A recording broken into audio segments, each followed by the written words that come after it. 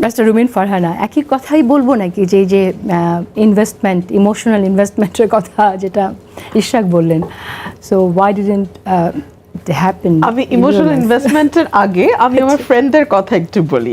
ইশরাক তো বলছিল আমরা মেয়ে হওয়ার কারণে আরো যেটা সমস্যা হয়েছে, আমি তো girls school, girls college, Holy Cross school, Viqarunnisa college, আমার সব বন্ধু মেয়ে এবং তারা কেউই পলিটিক্সের ব্যাপারে একেবারেই উৎসাহী না।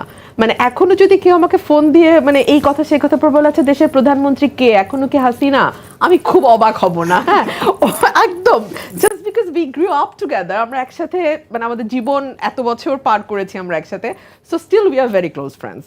বাট তারপরে যেটা হয় যে এক ধরনের একা একা বোধ হয়, বিকজ আমার জীবনটা এত বেশি পলিটিক্স কেন্দ্রিক, আমার সমস্ত চিন্তা, আমার টাইম ইনভেস্টমেন্ট বলেন, সব কিছুই এত বেশি দেশ এবং রাজনীতিকে ঘিরে যে কি হতে যাচ্ছে।